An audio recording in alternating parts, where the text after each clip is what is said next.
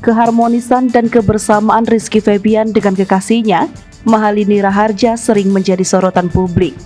Baik Mahalini Raharja maupun Rizky Febian terlihat sering mendampingi satu sama lain ketika manggung dan melakukan aktivitas lainnya. Baru-baru ini, Rizky Febian pun terlihat ikut dalam syukuran rumah baru Mahalini yang dilakukan dalam tradisi Hindu. Seperti yang kita ketahui, Mahalini Raharja adalah seorang penyanyi jebolan Indonesia Idol asal Bali yang menganut agama Hindu, sedangkan Rizky Febian menganut agama Islam. Meski pasangan penyanyi muda ini terlihat saling menghormati keyakinan masing-masing, namun tak sedikit dari para penggemar yang berharap mereka bersama dalam hubungan pernikahan.